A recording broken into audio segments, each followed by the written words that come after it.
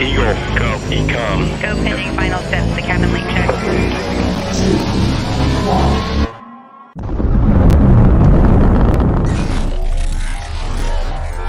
Is there anyone here that would like to communicate with us? Can you give us a sign?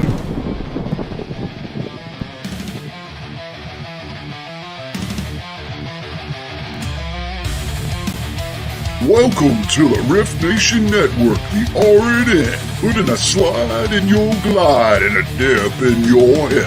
Welcome to the mothership, the home of the travelers of the universe.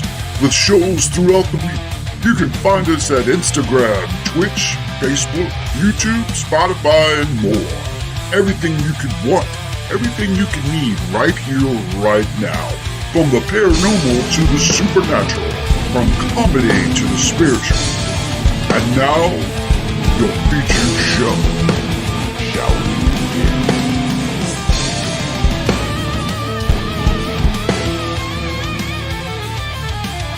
It's showtime, folks! Podcast may contain material that some listeners may find sensitive, offensive, or disturbing. We strive to create respectful and informative content, but topics discussed may include mature themes such as violence, explicit language, or controversial subjects, triggering content including discussions related to mental health, trauma, or other sensitive issues, explicit language. Occasionally, our guests or hosts may use strong language. While we aim to handle these topics with care and empathy, we encourage listeners to exercise discretion. If you find any content distressing, consider skipping or seeking support. Remember that this podcast is not a substitute for professional advice. If you need assistance, please consult a qualified expert.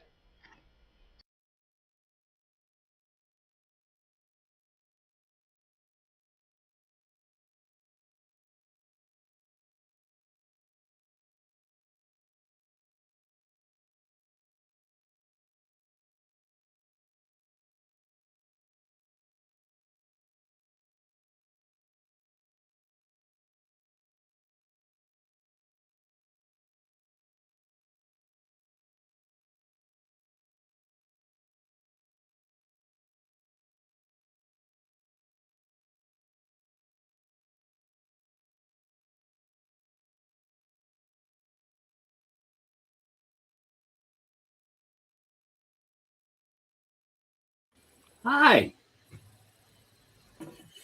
Hi. No, but it would help. Said that a few times. I mean, all right. Welcome, everybody, to another wonderful edition of The Otter's Den with your hosts, me, Keith, Jan, and Renee. Renee came back. Welcome back, Renee. Hi, guys. Missed you. Hello, everybody. Hey, Chris. Hey, Vet Girl. Hey, Z-San. Hey, Mish. G'day. Oh, and Hey, Mr. Ryan Jones. Hello. We got a freak in the house. We got a few of those. Just saying. We got a few of those, yes. We got a few of those.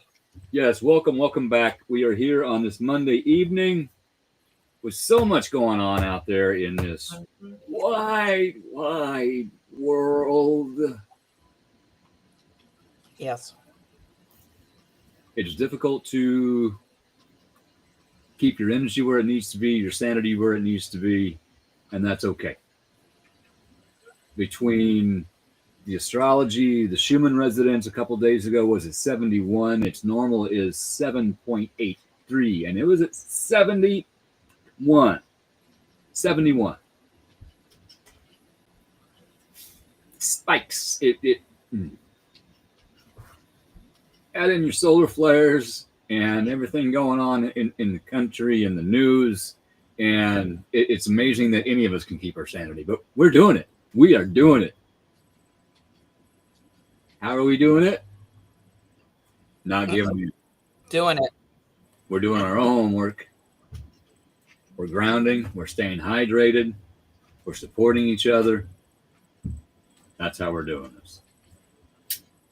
Yep. So, on that note, we said hello and good day to, hey, Denise. Oh, I missed Denise. Hello, Denise. Oh, hi, Denise. Yes. Before we start, because today's episode, right, is about what? Compassion, and we said Yes. empathy, right? If we could all take a moment of silence. It's going to be controversial, but hey, that's how we That's are, how we roll. right? For Charlie Kirk and his passing.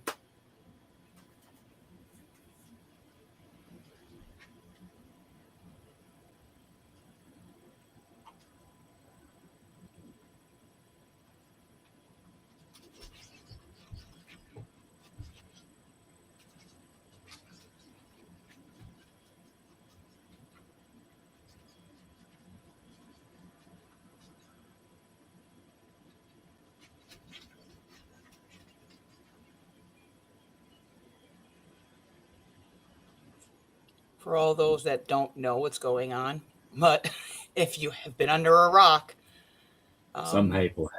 I think that's probably why we chose this episode to do empathy and compassion. Yes. It needs to be done on many different levels and for many different reasons. Agreed. I was telling Keith before the show, before you popped on, Renee, the only person I can have empathy for, because I have never lost a husband,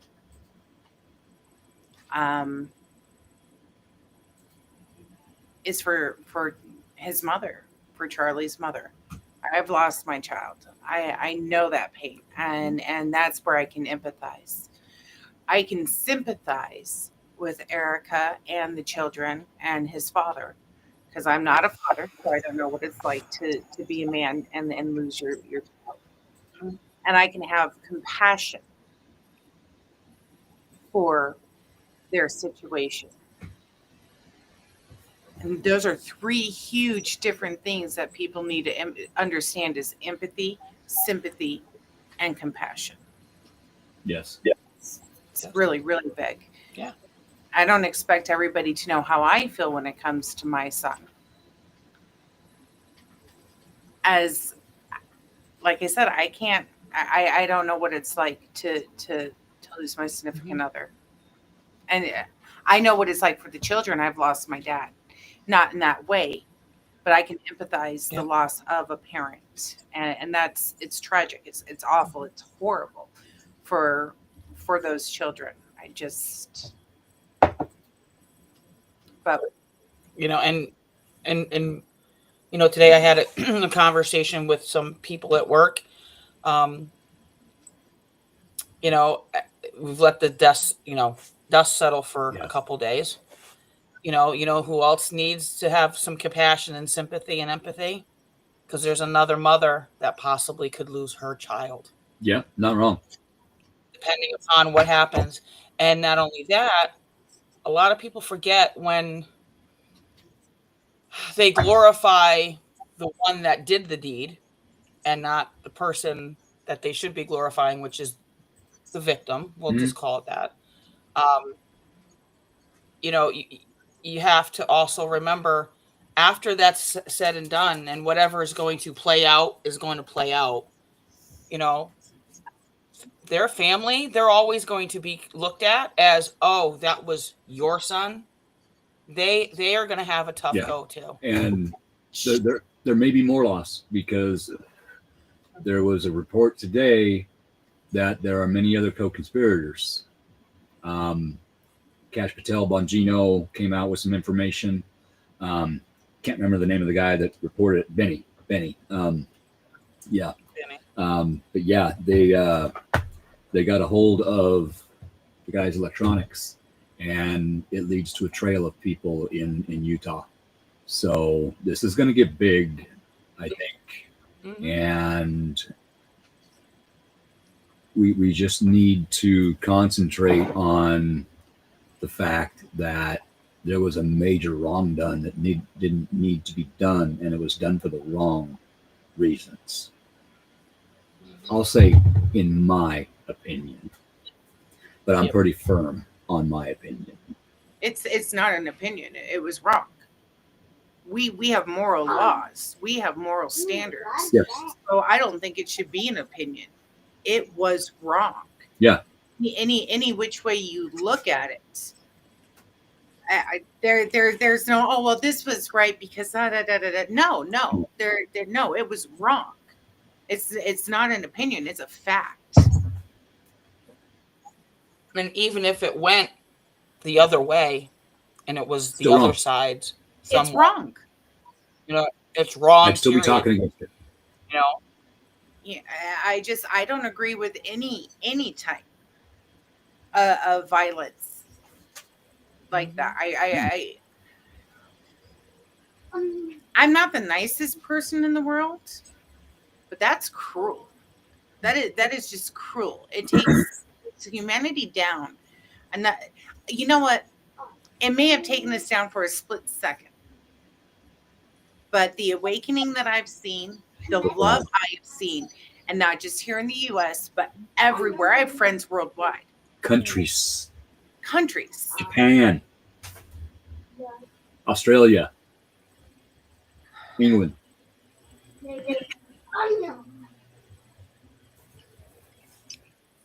well, I mean, if that's a whole other can of worms. It's just in the sense of the matter, not of what could have happened, would have happened, things that are going to be unplaying out for a very long time. It's not going to be in 3 weeks and it's but it's more of the compassion that's not been seen by humanity, which hurts me.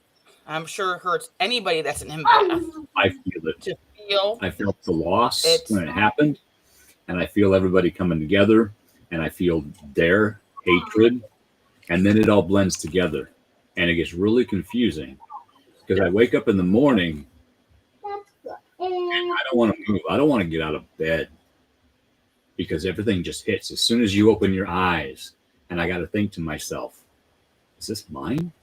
Am I going through something that caused me to feel like this? And I got to go through everything that I'm going through. No, okay, I know what this is. Get up, get dressed, go to work. But I have to process it. Go ahead, Jen. the way that it hit people, the heaviness, the compassion, the sympathy, the way that it hit people was necessary. Mhm. And I mean, it was a heavy loss felt across the board. Let's just take those that laughed at the situation, that don't understand sympathy, compassion, right? Yeah. But those that we've sat here, and I unfortunately I watched it, and so did my daughter, and so did Jesse. We saw it, and the loss that hit everybody, that people are feeling, is uniting. It's And tragic as it is beautiful to watch people finally become human again. same after a very same long thing time. happened on 9/11 or 9/12. We felt the loss, and then everybody came together. And when Mr. T lost his second election, that was necessary. I didn't see it at the time, but as time went on, I saw it. We needed to see those policies. We needed to see what those people were actually trying to do. And that woke up a lot of not only Americans, but a lot of the world. And now this just adds to it. There are, let's just say, blue people turning purple, blue and red is purple. They are switching sides. They're like, no, I cannot be part of this party, as they laugh and cheer for this deed. And I'm proud of those people. And they're probably going to need some help understanding. And that's okay. I've said that before. When they see, even when the unenlightened start to see enlightenment, they need help. People give me, I'll give them help. I was just talking, and I want to say hi to Adrian. It was funny. She probably knew that I was going to start talking. Adrian and I have two very different set of political views. I wouldn't say they're completely different. We stand with what is right and what is wrong. And I'm not going to sit there and say that all of the other side, is viewing this blah blah blah, right? So I want to make that clear to everybody here is we're not condemning one or the other. We're condemning those that are wrong. Yes. Those are the ones that have the loudest voices. Yes. And that's what the problem is. And the sympathy and compassion is not there. The sympathy and the compassion for the human race as a whole is not there. No, it's not. And hasn't been for a very long time too, by the way. This isn't something new. This is pun used intent, you know what I mean? This is like there is the tipping point. Every major, may it be a war or whatever, there's always that the 7 tipping points. Well, this is a tipping point, and to use it, it is a turning point. It has to be a turning point for humanity at this point. I agree. I don't fight for anything, but I will say I am just like him. I am just like Kirk. I believe in God. I believe in the preservation of human life. I believe that the mentally ill need to be helped. I believe in changing adoption laws so that it's easier, to adopt children. But number one, I have what I resort to, and that is my Bible. I have the word. So, Mish, wrong in whose eyes? Humanity's. Humanity's eyes. It's not. We're not talking left, right, blue, red, purple, green, yellow, Democrat, Republican, liberal, independent. We're not talking about that. We're talking in take all general. the titles and just and throw them in the garbage can. See, I bring props. And what do we have to do? We have a responsibility with our voices, with our show, to say it's time for sympathy. It is time for compassion. It is time for love. It is time for unity. And there are people out there that honestly cannot feel those emotions. They are mentally unable to feel those things, whether it be from their raising or from a mental condition or from a TBI. The list can go on. Okay, I get that. But you need to learn about them. If you learn about them, that will help teach you how to be a better human. More sympathetic or compassionate. And because right now, a lot of those people are brainwashed. Yes, I just said that. I'll say it again. A lot of those people are brainwashed. I don't care what side. Okay? I'm not going to go there. Mish, do we all truly see things differently, though? A lot of people do. No, I mean, I'm saying in general. If say I went out and I did that, I would never. Okay, say if person A went out and did that to person B, would that make any difference if B did it to A or A did it to B? Still wrong. It's still wrong. Still wrong. It doesn't matter what end you're standing on, and there's been so many senseless people that have passed on. It's just people that it should never have come to that, right? Yeah, And her comment, wouldn't it be great not to give a shit? Okay, I can see that on one hand. But on the other hand, I want to be able to feel my feelings.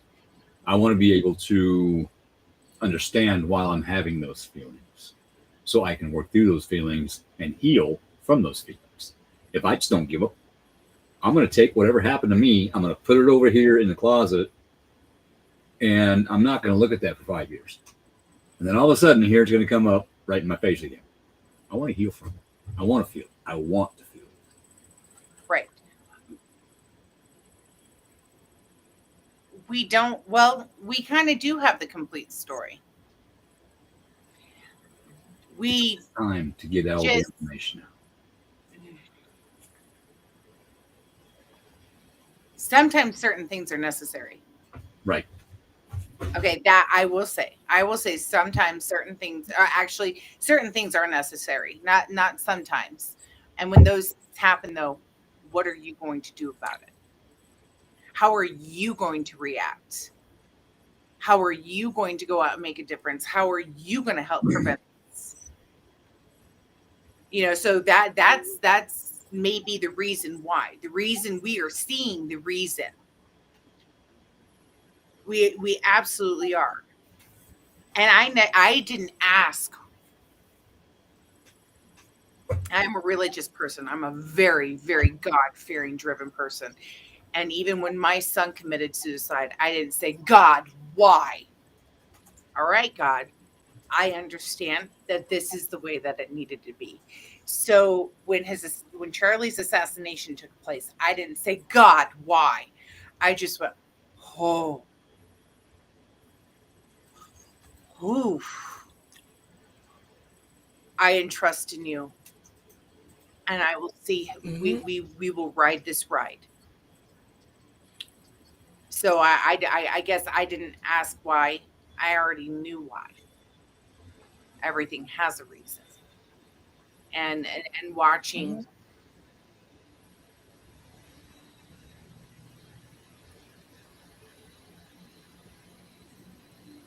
why? It wasn't in vain. It wasn't in vain. His death is not in vain. Mm-mm. I watched my son completely change his heart over the past week. Just completely change his heart. Not saying that he wasn't on that path, but this was the final tipping point for him to go on that path. The path that I've been praying for, you know, the awakening that he needed, and so many other people. When there is not a parking spot in church, when there is, you know, and you've got to park a mile down the road to just go in and it's standing room only. Yeah. Not going to ask why. I can see why. You know? I mean, we can bring this back down to brass tacks. I mean, empathy. Okay. What's the definition of it? It's the ability to understand and share feelings of another. That's what empathy is. You're fine, Mitch. You didn't. No, it's that. Oh, you didn't. You didn't. No. This is. No. No. Not at all. I'm not even mad at those that are laughing. I'm actually having compassion for them, and I'm trying to be empathetic to them, because let's face it, we're human. We make mistakes. We're not gods, correct? Amen. Last time I checked, right? You are going to slip. You are going to be of the flesh, and you're going to make mistakes. I've been plenty. So, you know, these people are deciding whatever they are deciding, doing what they want to do for whatever reason. And let's hope they learn from it. It's okay. And you know what? It's okay. If anything, this is telling you it's okay to have an opinion about it, because brass tacks down to it, 31-year-old man father of two, husband, son, grandson. Right? How many people in his family were impacted by this? Exactly. Cousins, aunts, uncles, you know. But here's the thing. With all this, like we said, and I don't trust mainstream media at all either. So that's, that's why I look at this as the turning point, because at one point, and I am a decommissioning Catholic. All right. I still believe in Jesus and the Father and the Son and the Holy Ghost? Yes, I do, because that's my jam, right? But there's things I don't believe within it. That's my opinion, right? But what we're seeing is of technically what has been spoken about for centuries, right? A revival is going to happen. A revival is going to happen. Now. And it's happening right now. Mm-hmm. See, I'm. Keith, what did I say? In Revelations, right? Mm-hmm. I didn't mean to cut you off, but it's stated in Revelations that no one will be able to say that they hadn't heard the name Jesus Christ. And what Charlie did was he brought it worldwide. Yep. Worldwide. Yep. You know, that's the awakening. That's in Revelations. Somebody asked him what his favorite attribute about himself was, and it was his strength and his faith. Mm-hmm. I have no problem with that. And then eerily 2 weeks before. So now, did we have premonitions? Yes. Did he have premonition? Like Abraham Lincoln had a premonition? Another big orator that had a president. So did Kennedy. Yep. A month before his assassination, he had somebody come speak and do a sermon at one of his shows, and he talked about how we always kill the shepherd and the sheep scatter. Yep. Well, this time the sheep aren't scattering. It's created more shepherds. Yeah. And that is the difference in every biblical story, right? This time it's not. We are now the shepherds. Things are changing. Yes, we are now the voice.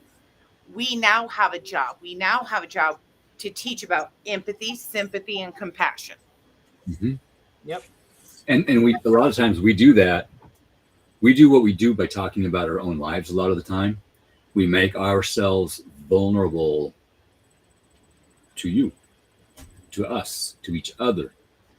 And that's not always easy. A few years ago, I wouldn't have been able to do it. Through help from a lot of people, I've learned to be able to do that. And I thank those people for that help. I've always been an open book. I am a sinner. I have made my mistakes. Please learn from my example and have that sympathy and that compassion towards me as I will you. You know, I've always been, please, you know, see if you can slide your feet into my shoes and see what I see, feel what I feel. Yeah. You know, I wish it was as easy as that, right? And being an empath, it's not. It's not easy. It's not easy. It's not easy at all. Not at all. Sometimes I wish I could just shut it off, but I don't, because it's a gift that was given to me. I need to use it to help other people. Maybe that's why I don't get mad over death. Maybe why I don't cry as often as I probably should. Because I can't wait to go home. That's something I've stated on here before. Do I want to leave this plane? No, but I have made enough peace with myself and with others when it's my time. I'm going home, and I'm not coming back here again because I have learned how it works, and I'm not coming back here. I will come back a little over. bit, just to, with people, but then I'm out. I'm out. I have learned enough. Thank you, Mish. Thank you. I tell you what my losses gave me. I may have lost my son, but what I have gained a new life. I've gained a new perspective. The loss of my son led me back to my roots as a Catholic. Because the only person that I could ever relate to, or I could feel relate to me, was Mary, and the loss of Jesus.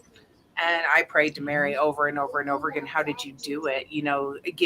Help me find the strength. Don't give me the strength. Help me find the strength in order to Strength and courage. to put my shoes on the right feet. Help me in my pregnancy, because I was pregnant at the time, and that's that crazy little blonde thing that you see popping in and out of here. She's amazing. She is. And it's all a path. And I'm not mad at my son. I'm not mad. I understand. I'm very compassionate, sympathetic, and empathetic towards my son on why he did it. And the one thing I can say is I can't imagine what he was going through. Yeah. I understand. We all sign soul contracts before we come back and reincarnate. Mm-hmm. At least that's what is said, okay? So if that happened, and it did, there was a reason behind it. There was a reason he signed up for that particular role. It was to help teach you, help make you stronger, and help get you to where you need to be. And Mary knew that Jesus, he didn't die. He simply ascended. He changed forms. He didn't die. We don't die. Our meat suit does, but our soul does not. Soul does not. We continue. I've been around so long. I'm tired.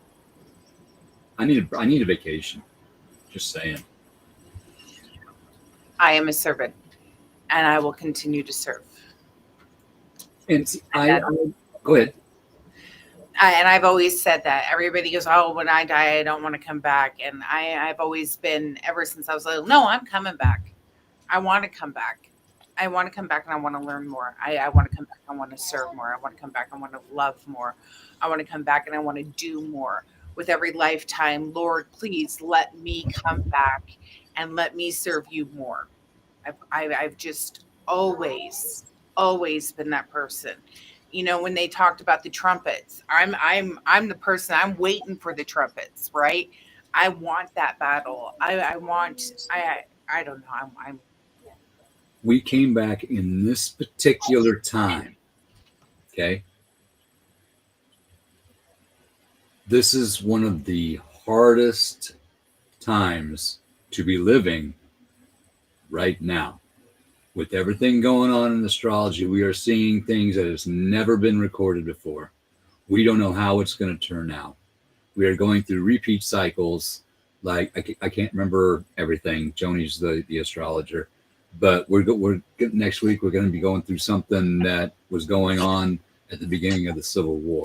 Now, I'm not saying there's a civil war starting. However, there is a huge change in a lot of people's thinking, which, if you think about it, the battle between those laughing and cheering about what happened and those who are actually mourning and celebrating this man's life, that can be considered that.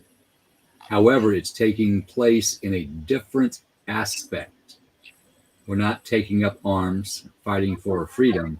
We are simply taking our freedom back and using our voice. to change things. And that's what Charlie did. He used his voice. In which, if you look at that reasoning of why that thing happened, it was because of what? He was using his voice. And it was powerful.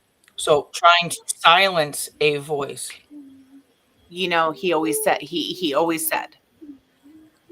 know, he talked about the self-control, and he said if it was me, there would be no self-control. It's the Holy Spirit working through me. Hmm. And that's huge. So he allowed the Holy Spirit to use his voice. Yeah.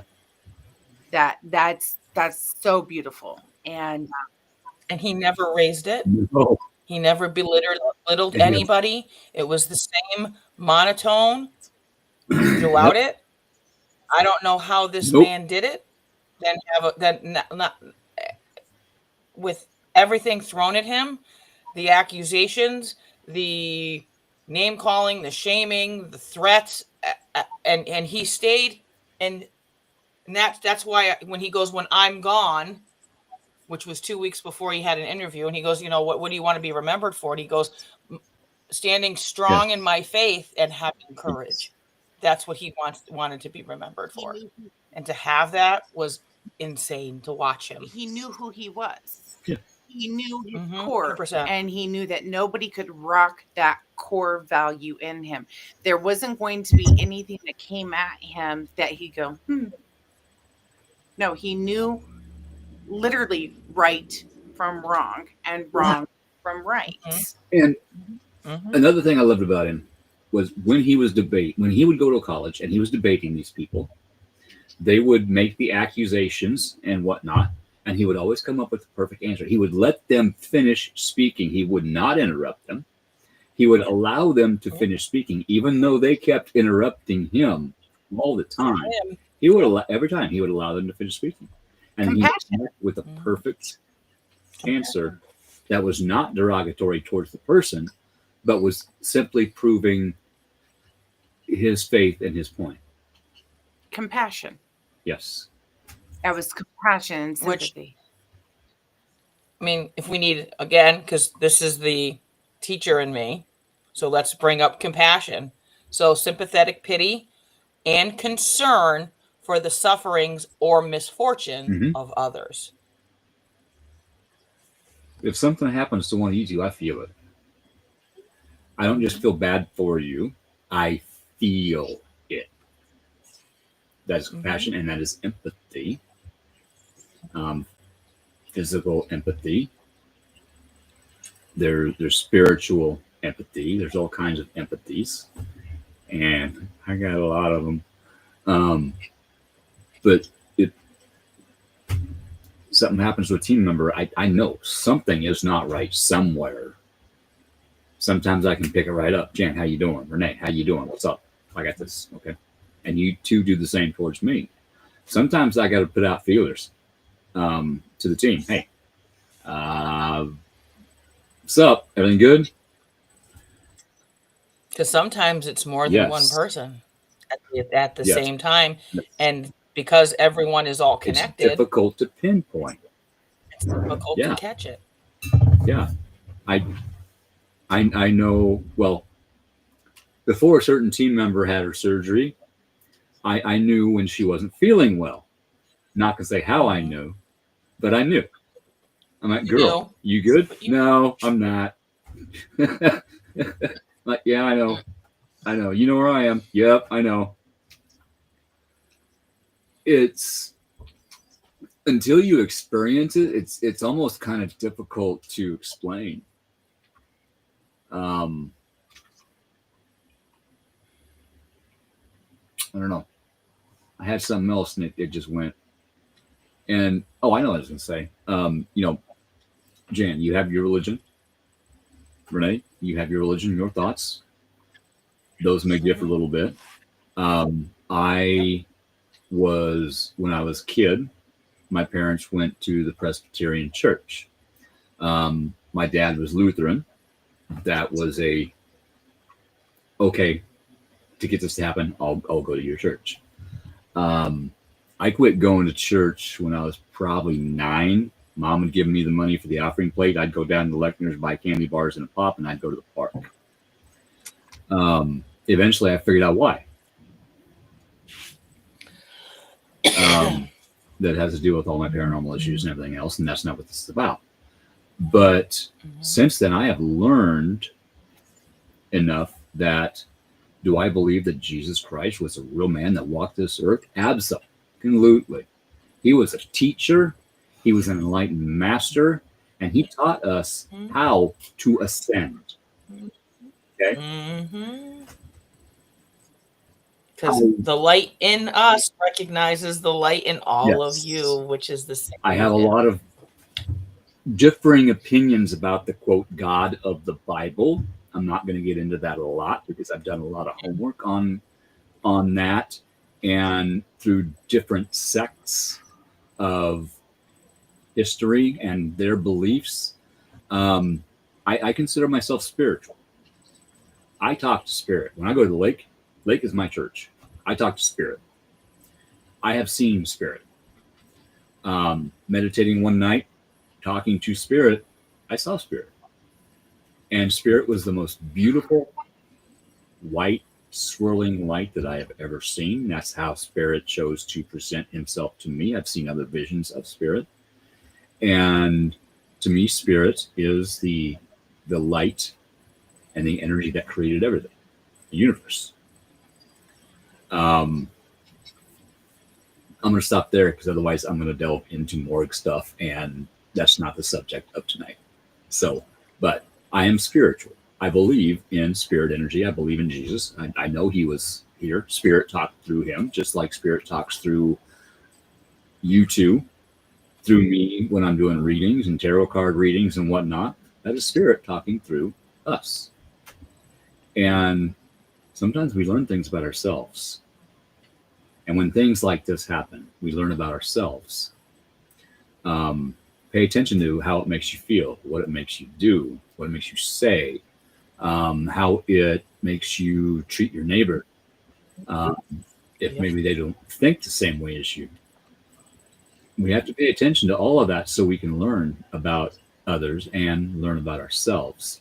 Because if we don't learn about ourselves, we won't grow. If we don't learn about others, we don't learn the boundaries to set for our. Again, the teacher part of me is going to bring it up. I remember going to school, and I'm sure both of you do. What did you learn in kindergarten? Oh, or I learned how preschool? to take a nap on a rug on the floor.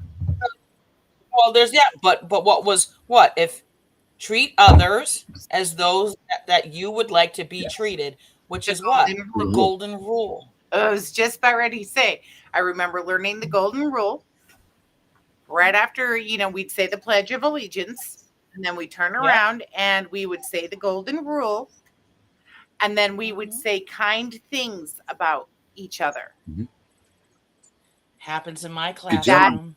That was the key thing. Is key things, and of being kind, of you get if my son was here, he'd say, well, I'm learning kindergarten. You get what you get, and you don't make a fit. You're grateful for what you have. You don't want. It's okay to want for more, but it's not okay to whine for more. They teach respect, boundaries, and empathy, and everything we're talking about right now.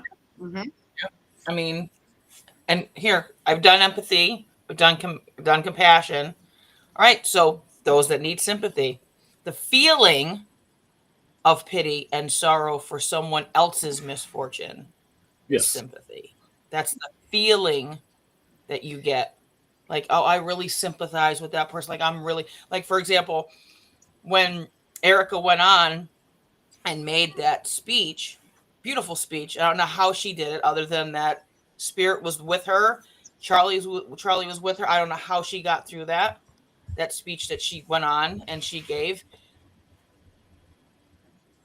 When she said, when Gigi was asking where Daddy was, and she said, Daddy's working with Jesus now, That's perfect.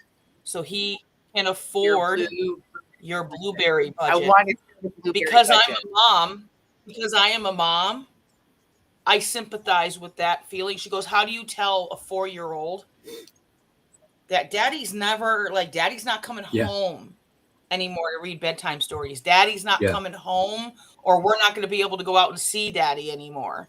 You know, that's like the perfect way for a 4-year-old to understand, like, oh, he's out working because you have such an expensive blueberry budget.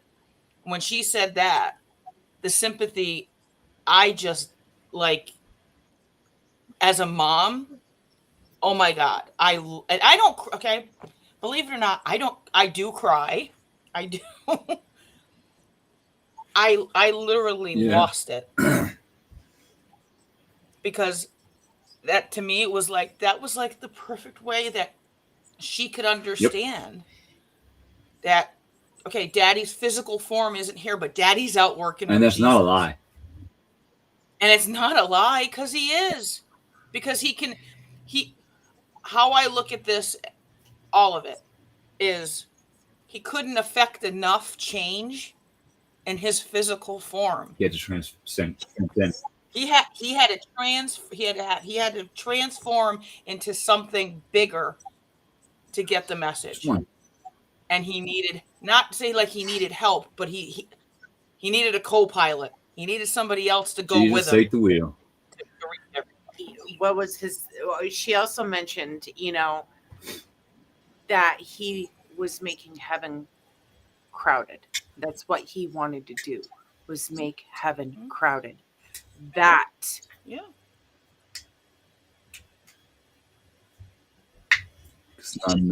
He wanted everybody. How I take religion, part of it is when somebody's talking about the afterlife, and and you're going to heaven and you're going to see the pearly gates or whatever. To me,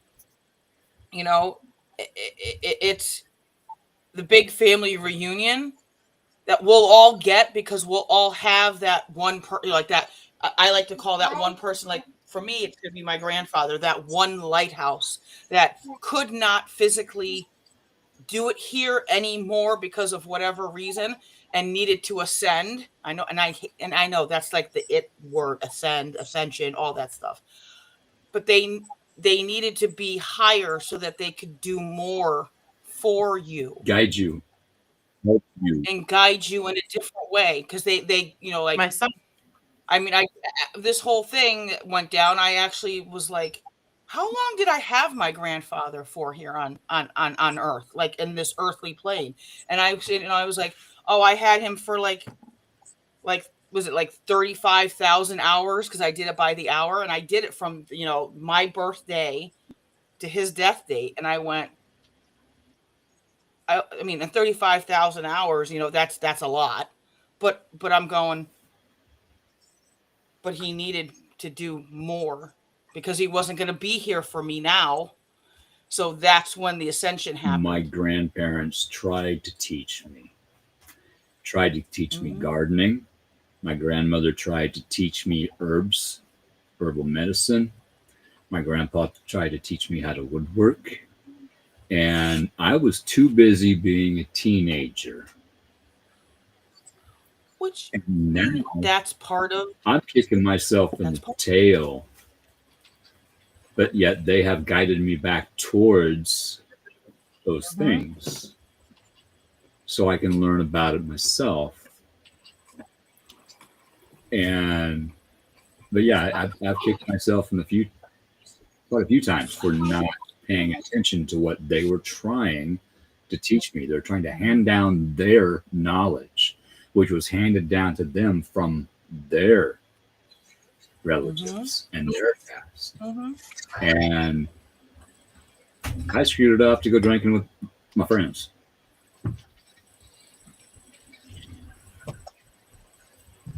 I'm not saying I'm perfect, but I took advantage. I took advantage of every waking moment that I had with my grandparents, with my great grandparents. And maybe it's because I lost my grandfather and he made such an impact on me, and I only had him for a short period of time. And I knew that I wasn't going to have them forever after the loss of my grandfather. That I couldn't get enough time with my grandmother. I couldn't get enough time with my great grandparents. I was so blessed to have great grandparents. I was that kid that I'd run through the door and it was, okay, what are you going to teach me? I was blessed. I was very, very blessed. And those are the foundations that have gotten me through hell, literal hell. Yeah. And going back to the sympathy, compassion, I learned that sympathy and that compassion through them. And going back to kindergarten, learning about compassion and sympathy. Compassion and sympathy is, how many times, Renee, do you see one of your students that they don't have enough to eat and another kid slides something over? Yeah, that's unspoken compassion and sympathy. I don't want you to go hungry. And that's the whole thing with hungry how. You know, I had a point to make with this. We don't have to be starving for food. Knowledge, Knowledge, compassion, love, sympathy, love. Yes. love. All of it. And you know, I see these people that are laughing and everything else, and I have this sympathy for them. And instead of getting mad, I pray. And then I know that this is probably not what we've ever talked about on the show, but my prayer goes deep. I'm in constant prayer. I'm in constant communication. The conversations in my head, if somebody were to ask me, I'm talking to, you know, Saint so-and-so, or I'm talking to Jesus directly, or I'm knocking on God's door. I'm in constant communication. And I don't have a lot of burdens because I throw my burdens up so that I have room on my plate. I need help. Or lay them down at the cross like Yeah, you're I supposed need help to. with this. Yeah, exactly, Renee. You know, I there they are. I have no control over this. I am not going to worry about this. It is in your hands. And when the time comes, and it's presented back to me. And at that time, I will have more knowledge on what to do and how to handle the situation. Yes. So that leaves more time for me to be sympathetic and compassionate towards others. So I look at all of these people that are that don't know, that don't understand, that didn't have that in their lives necessarily. And is that what we're lacking? We don't. Are you teaching your child sympathy and compassion? That's something that's not just given; it is taught. It's like patience. Patience isn't something that we're just given. Patience is something that we learn, that is taught. Yep. Do you have the time, you know, to just sit down and self-analyze and say, what is a burden upon me that I can't control? I'm going to lay it at the feet. I'm going to lay it down right here. I'm going to just let it sit, not worry about it. And how much time does that clear off of you? How much does that clear off of your plate? I feel as a society that we have so much on our plate that we are so blindsided by everything. We have tunnel vision. We're only concerned about ourselves, that we are lacking that sympathy and that compassion towards other people. And we don't also give ourselves a break, that we are human, that we are sinners, that we are allowed to make mistakes. Exactly. It's what you do with that. How else are you going to learn? I mean, mistakes are opportunities given for Learning you to learn. opportunities. I don't make mistakes anymore. They're not, mistakes are, that's what I tell my kids. That's what I tell my kids. I go, they're like, I'm sorry, I made a mistake. I go, no, but what, and my question, I come right back with them is, but what did you learn? But what did you learn from it's a that learning mistake? opportunity. It's not a mistake. Stop. There are no mistakes. As long as we are able and allow ourselves to learn from it, there are no mistakes. I'm sure another thing that you teach in class, which is a basic that I teach Evelina as a homeschooling mom. Slow down, breathe, look around you, and use your resources. What did I say the other night to you, Keith? What is it? And the kids love it. It's weird, but it's my thing. Breathe in the pancakes and blow out the birthday candles. What kid doesn't like pancakes? Okay. And you know that when someone's making, you could be in a room in your own little world, and you smell that griddle go on, and you smell you smell that and you know there's a pancakes, and you're going, oh, I don't care if you're 5, I don't care if you're I don't care if you're 2, 5, 50, 80, whatever, 100. Everybody loves pancakes. And what's the best feeling in the world when you get to blow out those candles? And that automatically takes them from where they are at that moment to those thoughts. Takes them completely out of that world, out of those feelings they're in, and puts them in a better place. Yep. I had to think about that for. Oh, the second she said it. See, I speak in riddles too. The second she said it, I was like, oh, she is so right. Because I think you said it to me. And then add in the comment you made about his wife about the blueberry budget. Who don't like blueberry pancakes? Just saying. Blueberry pancakes, chocolate chip pancakes. I mean, confetti pancakes. You got Kevin going. Pancakes. I bet he goes and makes some pancakes tomorrow. I wish I knew how to start a blueberry budget foundation. And I would start a blueberry budget foundation in honor of his daughter, right? Like, okay, we have a blueberry foundation, and this is going to go to children who need, a home, for adoption. This is, I would love to start a blueberry foundation. I just don't know how.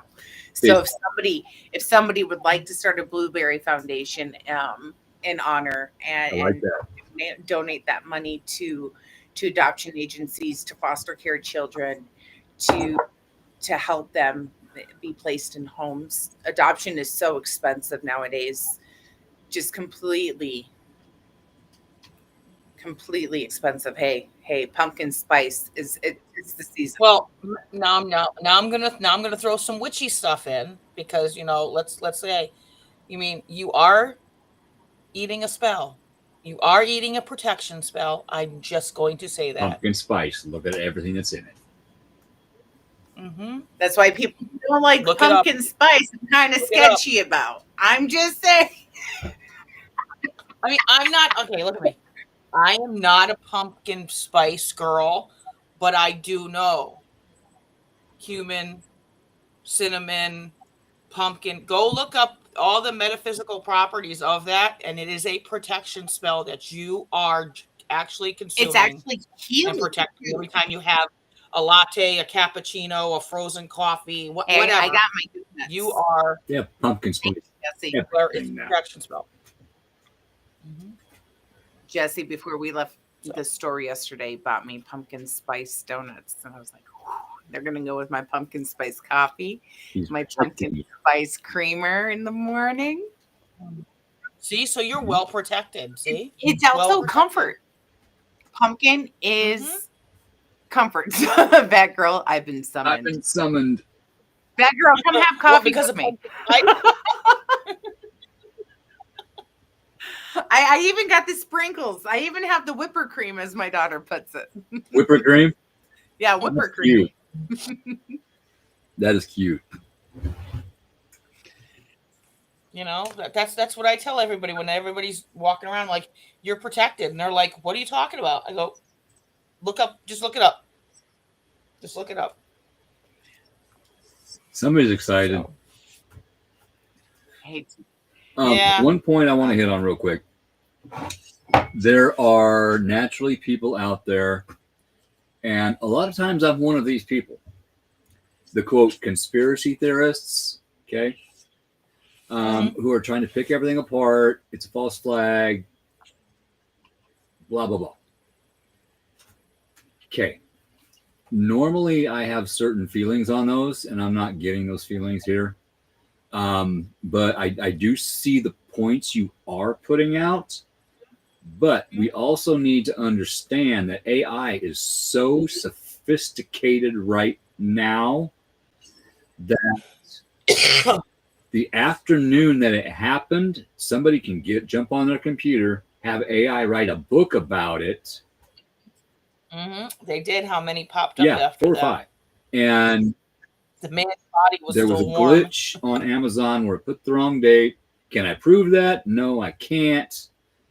Okay, just going to say that. I can't prove that. They say it was a glitch. I've seen those glitches before. I don't know, but I'm not. I can't say it didn't happen, but I have a strong feeling that it did. Now, will there be information that comes out that may or may not be true about these theories they're having, like the direction of the bullet, how many people are involved, etc.? Absolutely. Dan Bongino, he's got a rule: don't put information out until you know. Okay. So, and if you are out there making AI about this, stop it. Please If stop. you are making fake AI videos about paranormal stuff, stop it. Please stop. If you are because he ain't here. if you are making AI videos about anything that's false, stop it. Please. Because the people watching those videos, if you tell them, make an AI video about, I don't know, putting pepper in your radiator to make it flow better. Guess what? There's people that are going to go out and they're going to do it. And you're going to cost them money because that's going to plug that radiator up. Okay. You mean we're not supposed to put sugar in the gas tank? No. No, it does not make the gas taste sweeter. My It still tastes like gas. my and a lot of those people, just went.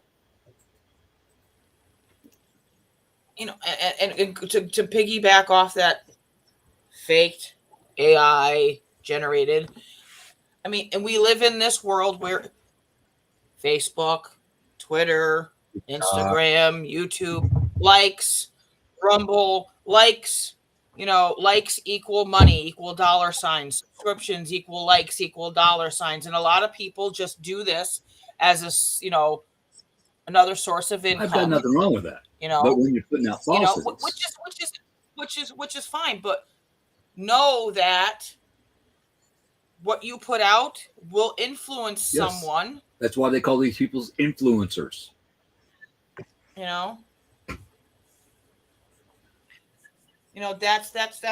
That's one of the things that I have. Use it for good. Use it for truth. Yeah, use it for good.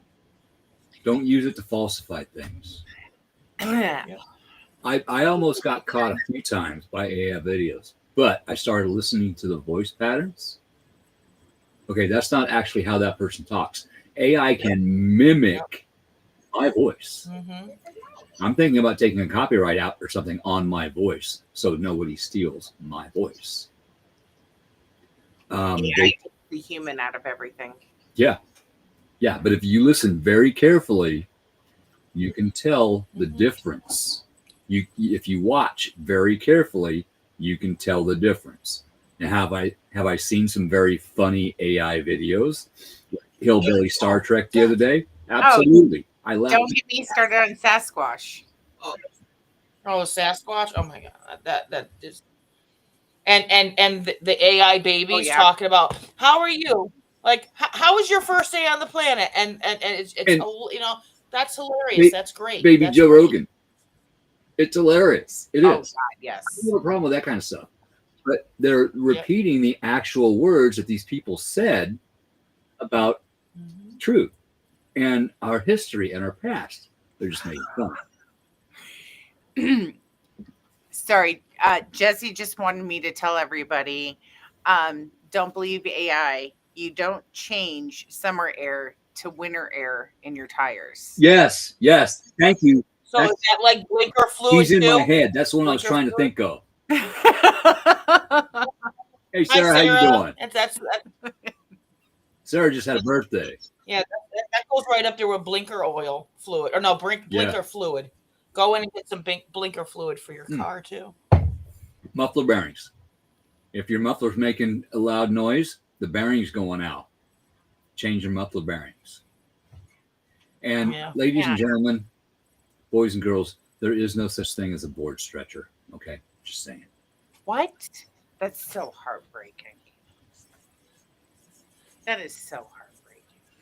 That is one of the things that in high school auto shop, if we had to make a crate to put something in or something, not only the high school auto shop teacher, but the other kids would back him up. They'd send one of the kids downtown to the hardware store to get a board stretcher because it wasn't quite long enough.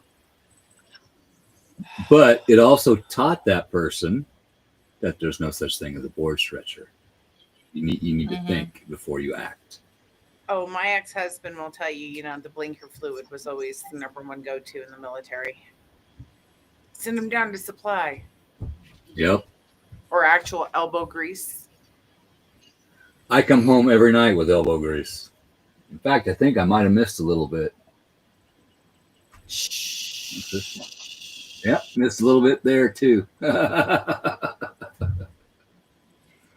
It's just staining, Keith. It's just staining. It's not that you missed it. You scrubbed it. It's just staining. Okay. Por favor. I see a little arm.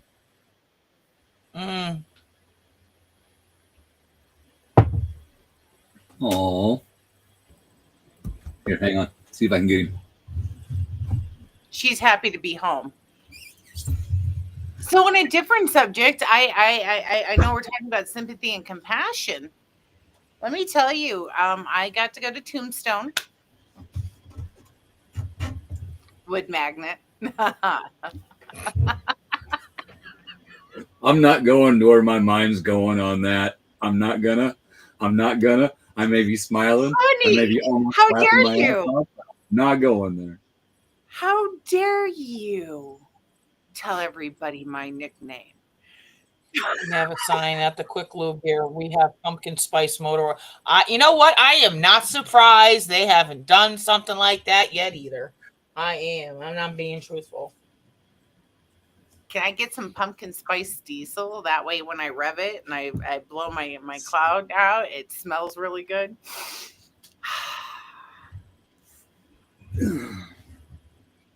Go ahead, say it, Keith. No.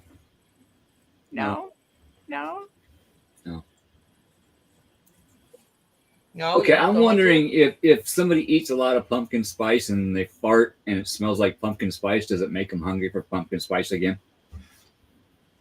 That's what goes through my head at times. I'd apologize, but I'm not sorry. I was going to say, don't apologize. I knew that's exactly what was going through your head. I could see it running. Now I can unthink that. You're welcome. Yeah, you're the best. Baby shark, do. Grandma shark, do. There's a heavy metal version that Steve sent me. I couldn't get that thing out of my head for like 3 days. I would like to say a moment of silence to all those parents that have had to deal with baby shark. I can empathize, sympathize, and have compassion for you. Only parents? Okay, in my day, it was Barney. I threatened that with my daughter last night. Tell you, some of the YouTube stuff that we use, they use that song to help, further us teaching a skill or knowledge or something. So yeah. But I will send you one. I will send you one that my kids like. That's really good, and you will probably be singing that in your head for the rest of the day after the show. And that's You're gonna kill for it, but that's okay. one thing about how this brain works. Okay. All day, every day, I have either a song or a verse of a song going through my head. Same. It is the last one that I heard when I got out of my truck, when I left the house. It automatically gets stuck. And I figured out why, because it was driving me nuts. I couldn't understand it. It's the combination of the OCD, the ADHD, the TBI, all the initials that I have going on. My mind overthinks things so much. It needs one thing to concentrate on in order to do day-to-day activities. I need to calm this enough to understand, okay, I'm at work. I need to take this mold apart, and I need to do it in this way. And that song gives me something to calm all the voices and all the thoughts enough so that I can concentrate enough in order to do that. So in a way, it's a blessing, but also it's a curse if I get the wrong song stuck in. And I even told my boss one day, if I walk over to the stereo, he's got a little radio and it plays real low. If I walk over there and just stand there for a minute, I am resetting the song in my head. And I don't think he understood it then, but I think he does now. Because I'll pop my earbud out. We're not supposed to have earbuds. And I'll put it in for 5 minutes. Okay, I'm good. I gotta change the song because it's not right. Have fun with that one. Oh, let's see. But I'm not. Dorothy, you have to show us your butt. Thank you for that. Mine's the Hanson brothers. Yes, earworm. Mother. I get.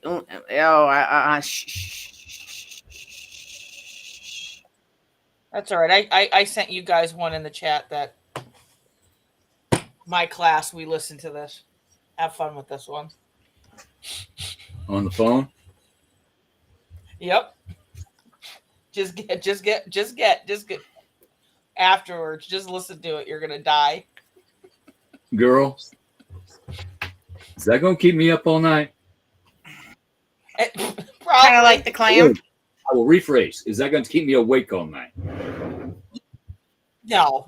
But it'll be something that if you're having a real crap day, after seeing and hearing this, like you cannot have a good day. Oh, wait, Lisa, are you still on? Lisa Campbell, are you still on? Lisa, he's calling you by name. Or are we doing dishes? I'm calling you out. That one too, Vet Girl. That one too. Lamb chop. Yeah. Or Skinnamarink Dinky Dink. Dinky doo. Sarah just channeled a hamster. I actually, every time my kids decided that they were going to start acting up, I would literally go, Skinnamarink Dinky Dink. And then they'd all stop and go, Skinnamarink doo. Okay, Lisa, you're going to get a kick out of this. Right before we go on, I go down to the sink. That's my dog. And I start rinsing my coffee cup out. Okay, and all of a sudden, I've got this big wet spot on the front of my shirt. Thank goodness it's where nobody can see it, but you get it. You get that. Right before I go on this show that you come on and watch, I got a huge wet spot on the front of my shirt from rinsing out a glass. How does that happen? I didn't wash anything. I just rinsed it. It's getting worse. It's getting worse with the dishes. Just saying. Okay, all right. Somebody just mentioned your favorite song. It's the Peaches one. No, it's not. Yes, it is. The Peaches, Peaches, Peaches. No. She sings it all the time. Don't let her fool you. I like peaches. I got a peach tree. And I finally got to have one peach this year. The squirrels let me have one peach. Just one. Lisa, I think he was excited. Yep. Mhm. In that wet spot. Yeah. Yeah. I'm pleading the fifth. I'm pleading the fifth. Just saying.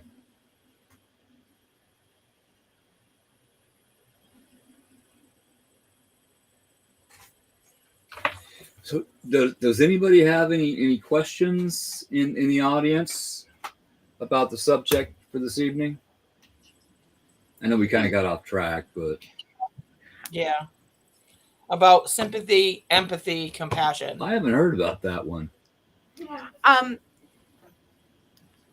Try God's away on business, but on supernatural, God kind of was away on business.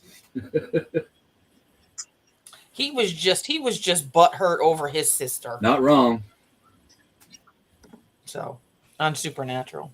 So on empathy, sympathy, and compassion, I'd like to tell, I'd like to give everybody my advice. I'm not perfect, but when I get mad, I sit down, I take a deep breath, breathe in the pancakes, and I blow out the birthday candles. And I ask myself, can I empathize with this person? No. Can I sympathize? How? And then I always leave it with compassion. I try very, very hard. I may get mad at that person. Okay, for example, I'm a very modest person. So when I go out to the store and I see a clantedly dressed chick, my first reaction is to tell her to go cover up. Right? And then I take a deep breath and I have to, can I empathize with her? No, I can't. Because I can't imagine myself ever going out like that. So I cannot empathize, nor have I done that. Mm-hmm. Can I sympathize with her?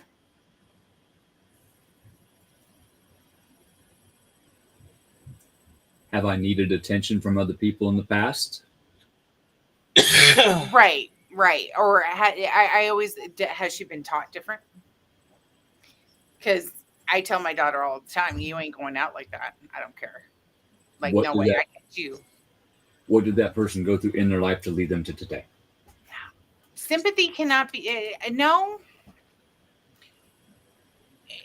Sympathy is not, being sympathetic, I don't think is an insult. You can feel bad for somebody. That's there's nothing wrong in feeling bad with somebody if they haven't been taught different, if they haven't been able to see different. It's sad. Or if you can't empathize, sympathizing is the next thing. I choose sympathy, or I actually choose sympathy over empathy. Sympathizing is not judging. You don't judge when you sympathize. You are on equal ground when you sympathize with somebody. And then that's where the compassion comes in. If you're able to sympathize, you're able to open up your heart and have that compassion for that person that doesn't know better. If you see that homeless person on the side of the street, you can't empathize with him. Have you ever been homeless, living on the street, begging for money? Well, if you've never been homeless on the street begging for money, you can't empathize, right? But you can sympathize, because would you want to be in that position? Would you want a loved one to be in that position? Right? And then that's when the compassion takes place of, how can I help that person? If you've never been a drug user before, you can't empathize with being a drug user. You can sympathize, and then you can have compassion. And you might not be able to help that person, because in order to help them, they have to want the help. But what you can do is pray. Wish them well, hope they learn and get to where they need to be. Is pray. And leave it open. Help. Hey, Spirit, help this person get to where they need to be. Leave it open. Because maybe that's not here. Maybe that's not there. Maybe that is the same place in 10 years. We don't know what they signed up for. And interfering in someone's karma train, I'm just going to say, can negatively affect you also. So when you're trying to help someone, you need to look at what those lessons are trying to teach them. And sometimes we just have to let them go through them. And that's a sticky situation in making that decision. And that's compassion. Yes. Yes. Yeah. And I'll bring it back to teacher mode, right? Empathy is the ability to feel and understand. Yeah. Sympathy is the feeling, sorrow, pity, concern, another one suffering, that doesn't involve feeling the pain directly. Compassion is a blend of both of them together. So that's including the recognition of another one suffering, but having the desire or motivation to help alleviate it. And with Chris's comment here, even if someone is not in their field or detached, I'd assume they should still know right from wrong. Well, that depends on what they have been taught in their upbringing of what is right and wrong. It's how you are taught from your parents, your siblings, your friends, your teachers, grade school teachers, high school teachers, college teachers, what you've been taught about this wide world. It depends on what you've been taught, as opposed to your version of right and wrong. And that's where we're running into a lot of difficulties now, is a lot of these colleges are indoctrinating these kids into their version of life in order for their profit. Okay. Thank you for bringing it to that. Indoctrination. All right. Because we have, as parents, the responsibility to teach moral law. We have the responsibility in our homes to teach right from wrong. We have the responsibility of consequences. None of this gentle parenting BS. No, you need consequences. Hardcore. I'm not saying go out and abuse people, but gentle parenting, throw that out the door. Your child needs to learn consequences. That teaches them right from wrong. Tough love. Plain and simple. Tough love. I'm not here to pat my child on the ass and tell my child, oh, you're perfect in all ways and you don't have to grow and you don't have to learn. No, my daughter makes a mistake. I'm like, okay, what did we do wrong? Yep. Why did we do it? And how are we not going to do it again? Because the next time I may not be around and the consequences are A, B, C, and D. We have a responsibility to teach moral law. And here's another controversial thing that Charlie has said, that a woman should have the right to stay home to raise her children, right? Yes. Absolutely. You know what? I am sick and tired of people telling me, well, you have to have a 2-income household. No, you don't. Stop your instant gratification. You don't have to keep up with the Joneses. You don't. Nope. You need what you need. Do you want it? Or do you need it? Right? And you need food, shelter, water, the basics. We all know the basics. You need to go out and buy yourself clothes all the time? Do you need to go out and does your kid need $120 shoes going to school? No. Go to the secondhand store. And you know what? The other parent that can afford that needs to teach their kid that not everything is equal, that there are people that are below them, and we are not to make fun of that. That's part of that moral law. Yes. But you can have a parent stay home. It's called sacrifice. What are you willing to sacrifice? I can tell you what I sacrificed for the past 20-some years in order to stay home with my children. So nobody else's moral law and moral teachings went into my children. Yeah. And if you think about it, if you look at the cost of childcare today, that is that second job. Yeah. That parent will be working in order to pay for that childcare. That's it. I mean, speaking from the other part of it, being in the school system, I have parents that we have a morning and after school program through the YMCA. Some of those, okay, I'm teaching, okay, 4, 5, 6-year-olds. Yeah. Babies. That's what I'm going to say, right? Those babies are getting dropped off at 6 o'clock in the morning. So that means what time are they getting 5. up to 5, get ready? 4:35. 5, 5:30, depend, you know what I mean, right? They come there, they're there from 6. First, right? The bell when they can go to homeroom or into their class 8. is 8:45. 8:45. Okay. My time, right? Some of those kids, so then school gets out at 3:20. So now they're eating breakfast, they're in class, they go to lunch, they do their things. End of school is 3:20. Some of those kids are now going back to the Y and not getting picked up till 6 o'clock. So you are letting somebody else literally raise your child for you. Yep. Can you afford that? Do you That's know what that you person? ask. And in the beginning, we have a lot of kids going to that program, but when that bill comes in, then it's I don't need the morning, I need the evening. So then you see the shift. When that bill shows up, that's when you see it. When you see it, and that's where it's tougher for us as teachers. And this doesn't even mean kindergarten. Okay, this means first grade, second, third, fourth, fifth. This is elementary. What you see across the board, behaviors spike, entitlement spikes.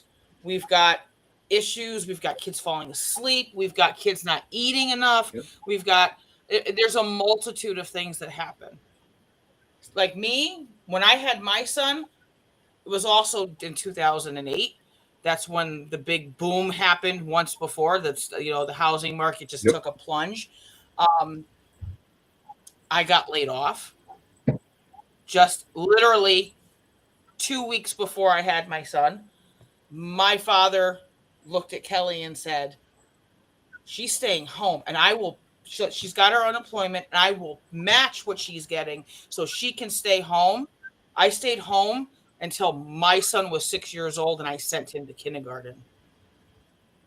That's what, at 6 years old, because in Connecticut, can't speak for every other state, Connecticut, you have to be 6 years old you have to be in school by federal state law. You have to be in school by 6. That's fine. I kept him out until he was 6 years old, and it was the best decision that I ever made.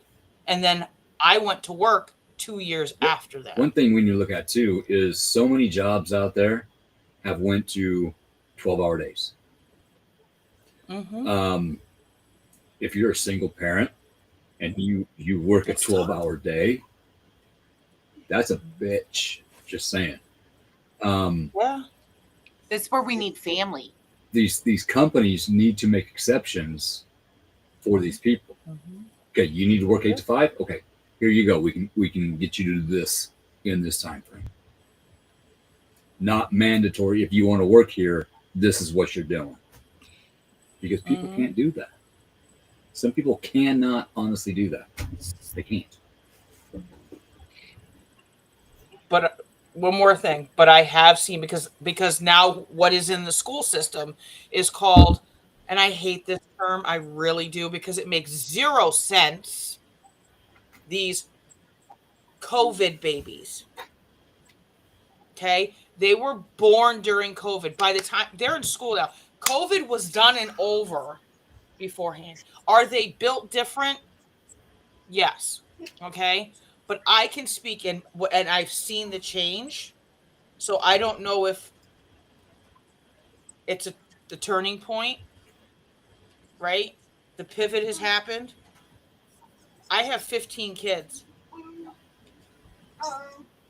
13 of those kids have a mom and dad at home this year. It was amazing that that's why I said I think maybe that's why they're different is that they have a two-person home. They have mom and That is dad at big. home. When And that's, I was shocked this year when I looked at it and went, this is the first time ever. Like, usually I have single moms. Last couple years, I've had a lot of single dads, which I give them compassion, empathy, and compassion for, because that is a hard road when you are a single dad.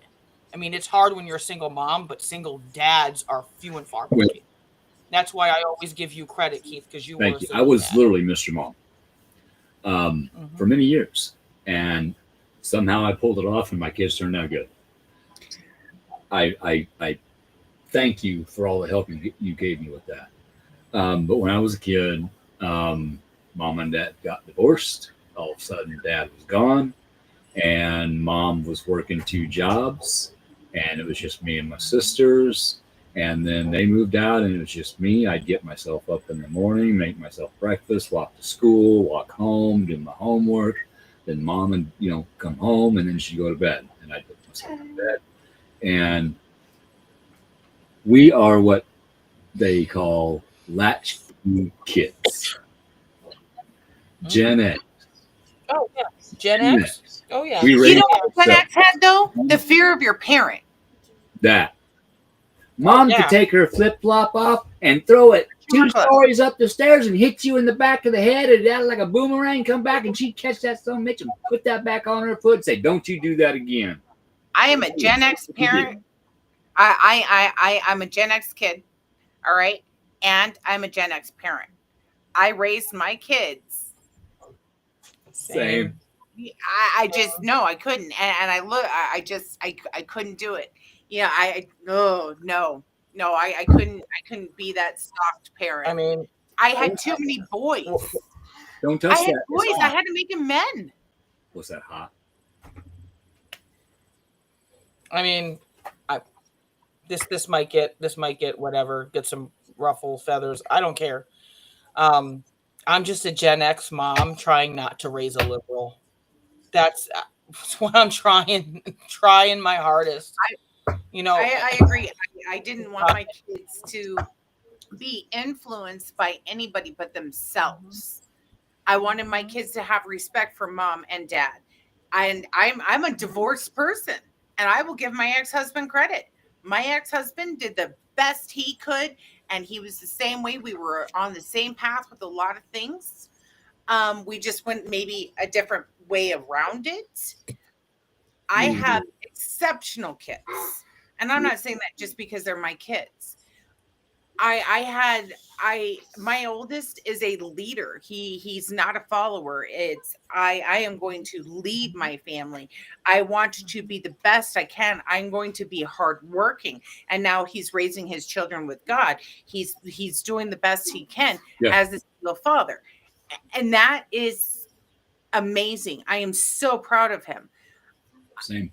And the 2-parent household, that is important. That is important. And if you don't have a 2-parent household, but yet you are remarried, or your significant other, your ex-significant other is remarried, you need to respect that marriage. And instead of fighting about it, you guys need to learn how to co-parent and work with each other. Because it's not about you. Right. And the time eventually came when I could finally tell that woman that birthed my kids, they're grown, I want nothing to do with you again ever in my life. I have my own reasons for that. It's because of something she did that finally broke my back. I always tried to get along, to help, what have you. But the kids are grown. My son's got his own daughter now. My daughter has a good job. She's got her own house. Brad's got his own house. They are grown. I no longer have to utter one word to that woman. Now, my last ex-wife, Shannon, we still try to help each other. She takes care of the grandkids and her daughter, and she works her ass off in order to do that. I have respect for that. So if she needs some help, I will help her. And she helps me with medical aspects and stuff like that, advice and knowledge. we work together in order to help each other, the kids and the grandkids. I have total respect for that. But I finally gained the strength and the timing to set that boundary that have needed to set for a long time, to say no. Some aspects it is okay to say no for your own peace and just wish them well. Love them where they're at. Yes. Love them where they're at. Mm-hmm. And I have to say, and Jesse, who's gonna be my husband one day, is watching, and he will tell you. Bye, troll. I have the best relationship with my ex-husband. I am so blessed. I am his biggest fan. I am his biggest supporter. I absolutely love the man 110%. I am there for him. I have empathy, sympathy, and compassion. I don't take our past and throw it into his face. I build off of the future so that way we can be Papa and Grandma. Yeah. And we can still be Mom and Dad, and we are still on the same page. And it's that love and respect, because I didn't just have my kids out of a wedlock. I was married when I had my kids. I was 16 when I was married to this man, and we lasted until I was 26. That's absolutely, and in the turmoil and craziness of life, I literally grew up with this man, and it'd be unfair to judge him upon who he was. I look at who he is now. And even then, he wasn't that bad of a person. We just couldn't live together anymore. It just couldn't. Which I used to happens. judge myself, Which happens. but now I understand that since I was a little kid, I've been up until 6 years ago, I was living in survival mode, and in ways, I am still living in survival mode. So all the things that I did that I should not have, I had to forgive myself because I did not know better at that time. I knew what I knew. I learned what I learned. I acted the way I was taught. And it took a bit to change that thinking. And you have to work at that. If you want to change yourself, if you want to feel better about yourself, you have to work on yourself. Mm-hmm.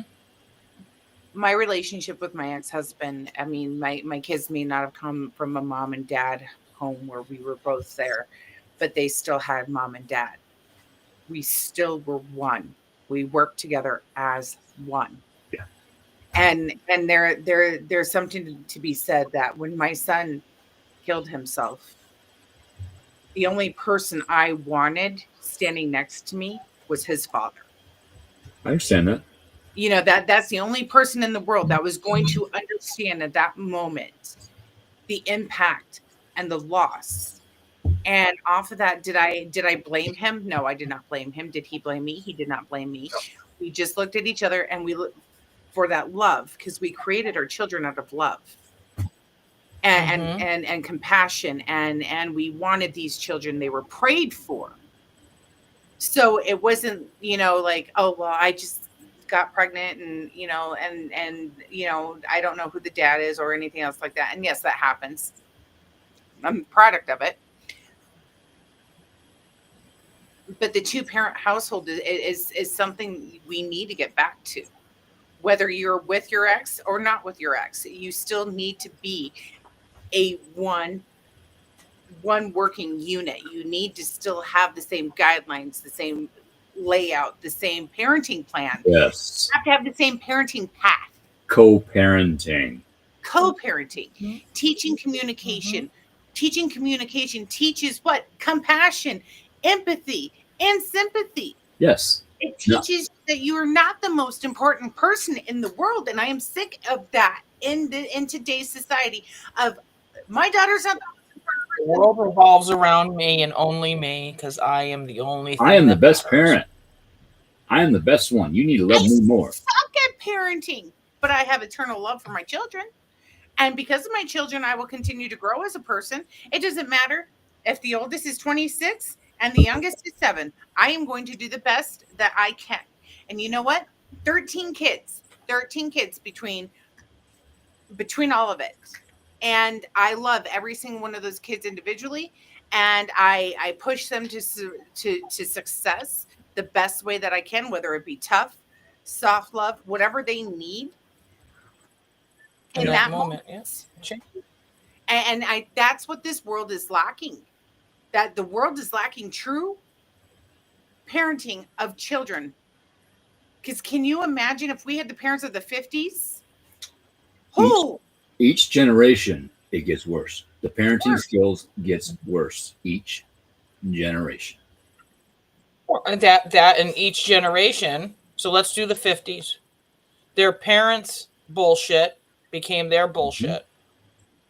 So then when they had kids in the 60s, those kids from the 60s had their parents' bullshit and their grandparents' That they didn't know how bullshit. to heal.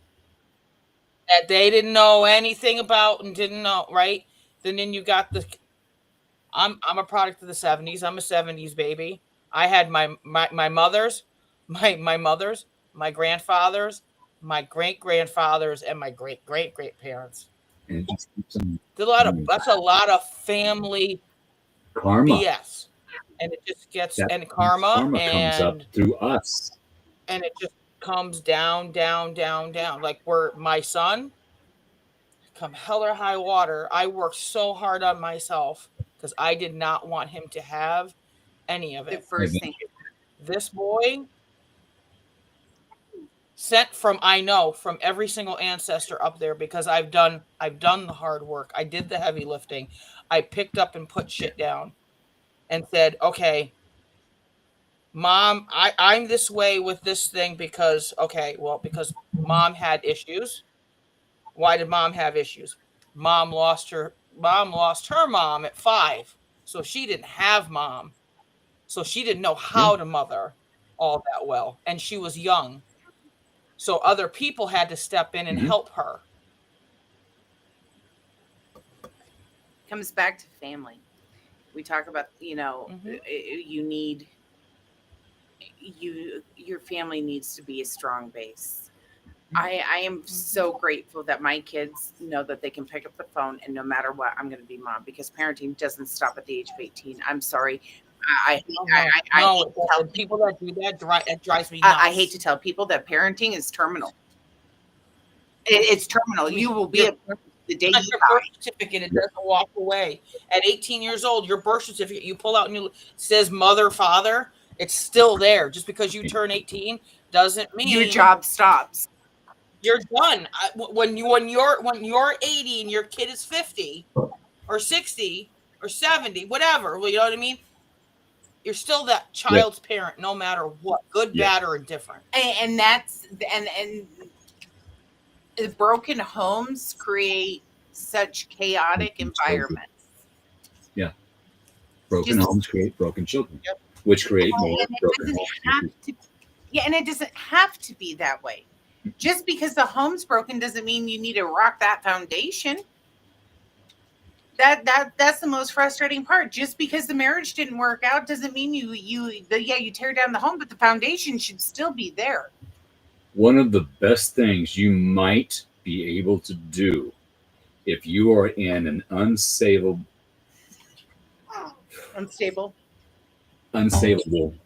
marriage, I'm getting a little emotional, sorry, is to separate and try to come up with an agreeable plan to raise that child.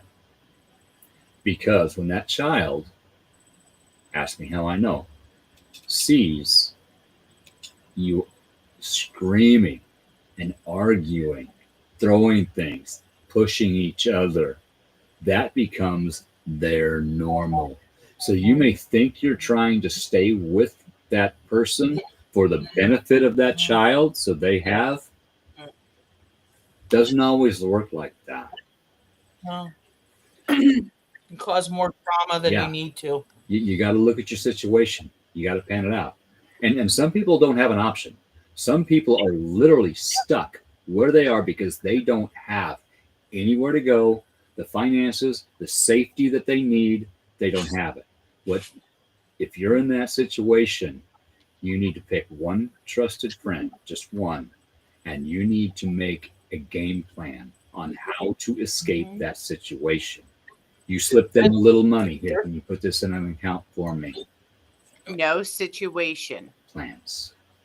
No situation. If it's negative, has to be permanent. Mm-mm. Here's the thing. This is when I tell women who've been abused, you need to just leave. That's called sacrifice. That child didn't deserve to be in that relationship, but that child, you don't deserve to be in that relationship. You don't deserve that. So you know what? You need to just leave. If that means leaving everything behind, you leave everything behind. If that means X, Y, and Z, it's X, Y, and Z.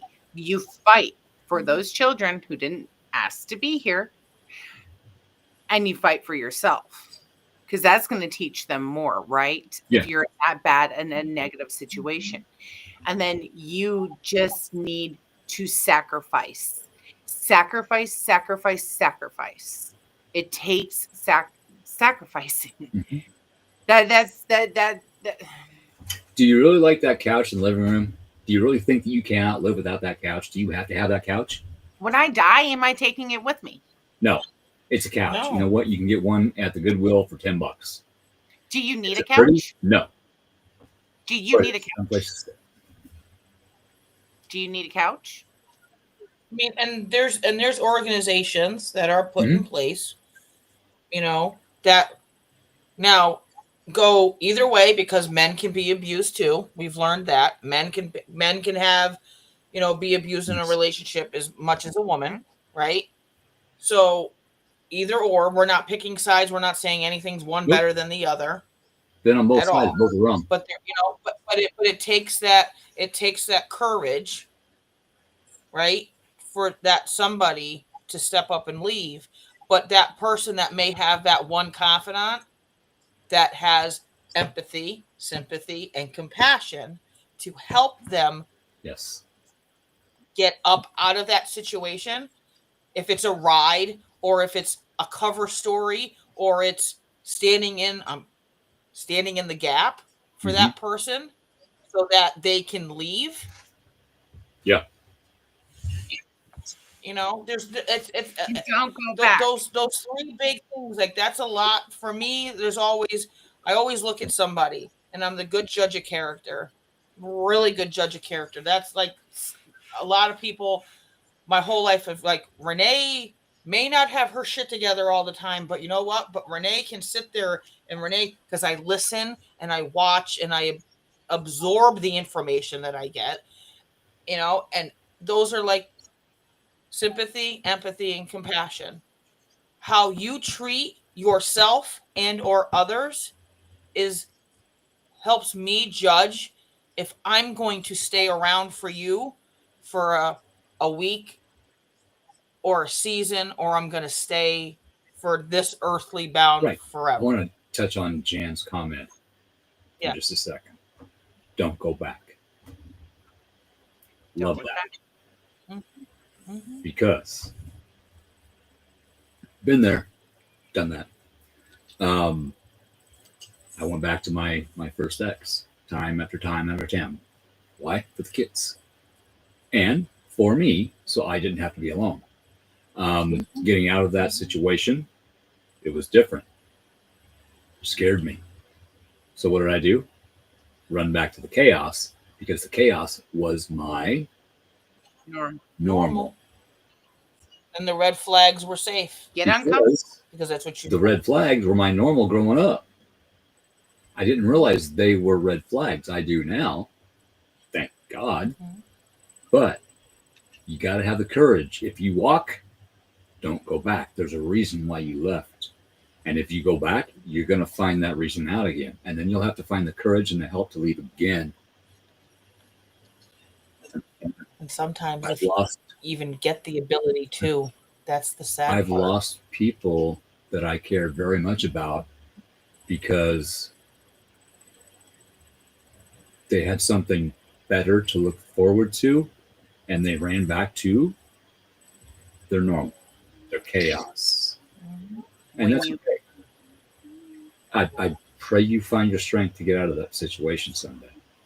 But You have to get uncomfortable. I can't be there for you anymore. You have to learn yourself. I tried. You know, I say don't go. I say don't go back. When you leave the first time you leave, especially if it's an abusive situation. And unfortunately, you're going to have to sacrifice and you're going to have to get uncomfortable. Yes. And we don't grow in comfortability. We grow when we are uncomfortable. You get stagnant. That's right. And speaking, go ahead, and then we're going to have to jump off because I'm going to have to get ready for bed and stuff. I left my home, my childhood home. I had an abusive mother. I left. I left at a young age. And I looked at her dead in the face and said, I will never live underneath your roof again. Never. And I got uncomfortable. I had to find a job. I had to support myself. I moved across the ocean. I got married and I had kids and everything else, right? And I got divorced and got remarried, you know, and I've made my mistakes. I'm not perfect, right? Cycles, but we can learn from them. I never went back. Why? Because I put myself in that uncomfortable position and I learned. And what did I learn? I learned I want to be her. I learned that I was going to be a different person, a different parent. Did I allow her back into my life? Yes. But guess what? As both of you know, I learned. And it took a long time to learn. Yeah. That even though I wasn't living underneath her roof, that she still was abusing me. Mm-hmm. And I left. And you know what? It has been the most peaceful time in my life because I got uncomfortable and I said, you know what? I don't have family and I'm okay with that. I have my own family that I made and that's what I'm going to keep close to me. You have to get uncomfortable and not go back. Yeah. And family doesn't always mean blood. We have a little family right here. Right. Mm-hmm. Family. Best quote for Supernatural: family doesn't always end in blood. Yeah. Right. Soul Tribe. And that's where you can create your own family. You can create your own situation. You can create your own movement. You can create your idealness, right? And with that, you can then have empathy, sympathy, and compassion for the next person coming up the line. Yes. And that's the reason why we do what we do is because of that empathy, sympathy, and compassion. And the reason why we share our lives with you. Yes. Yep. Yes. So we can help everybody learn what we have learned and are still learning. Change isn't meant to be comfortable. No, not. It's meant to put you into a new, better place if you can allow yourself to get there. You have to do the work. You can't just leave and think everything's going to be better. You have to do the work. And it's so worth it. It is. It is so worth it. It's a bitch while you're doing it. It is. Mm-hmm. But then when you do get to that next place, don't get complacent. Mm-mm. If you look, there's going to be somewhere else you want to be. You may find a new person in your life. Cool. Take them with you. If you don't think they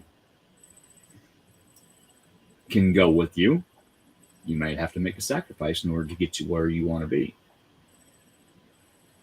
And that's okay, because if it's meant to be, they might just raise their self up to where you're at. You know, what is it? If it, you know, you let them go and they come back, it's meant to be. Thank you, Zisa. You too.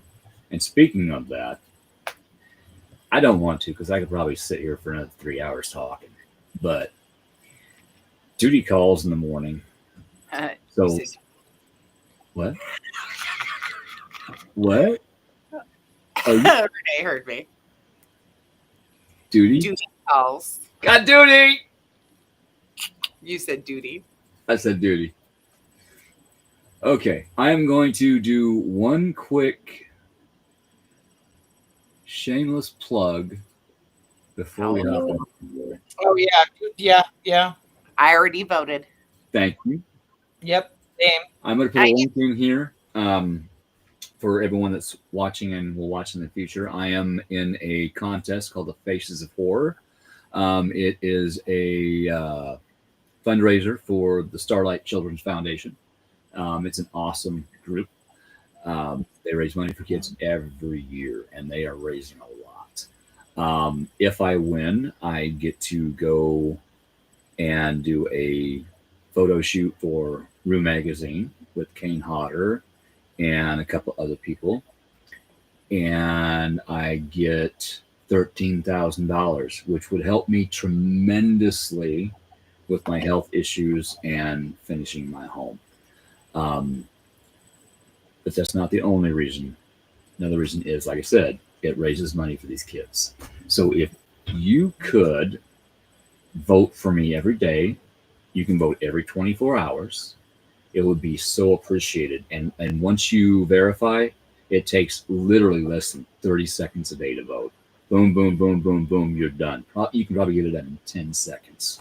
It's that quick. And it helps me and it helps these kids. We are in the third round, and I'm currently second, I believe. I got to be in the top. It's either the top 10 or top 15. So I'm good. There's 3 days left, I think. But every round, it gets a little rougher. I've gotten very close. Need to get there. So if you could, it would be very appreciated. So there is the link. And I want to let everybody know I do love you guys where you're at, wherever you're at in life. I'm never going to judge you. I'm always going to love you where you're at. Yep. Thank you. I will always try to empathize and sympathize and have compassion. And we can do that because we've learned about ourselves and we've had that help from other people and we've accepted that help from other people and learned how to. And sometimes learning how to accept help from somebody else is a process. But in order to accept help from somebody else, you have to want the help. Yep. So that's something to keep in mind. So if you're struggling, you know where to go. You know that any one of us, we're open to talk. Yeah. And speaking of which, I will be heading up Kaysen tonight because we have missed him and checking on him. Yep. So just know I'll be that thorn in your side if you need that thorn in your side. Absolutely. And I can be pretty sharp, just saying. I'm a Scorpio. I'm a Pisces. I won't tell you what you want to hear. I will tell you what you need to hear. Amen. And you may not like me for a while, and that's okay. But I'm going to plant that seed, and it's going to grow. Jan might water it. Renee might fertilize it. But eventually that seed is going to come out from the darkness and say, hello, I'm a flower. Yep. Checking on Kaysen right now, actually. There you go. Well, I'll let you do that. Thank you, everybody, again for joining us. Next Monday, it will be me and Joni. And there's a lot going on up there that we're going to talk about, just saying. So you're going to want to kind of, drop in and see how to handle it, because it's going to get a little rocky. So thank you, Z-Son. Appreciate that. So on that note, thank you, ladies, for coming on here and being vulnerable with me. And just remember, this is our turning point. This is our turning point. Things are going to change, people, but it's going to be in a positive way. And the more positive energy that we put out, the more positive it's going to get. So on that note.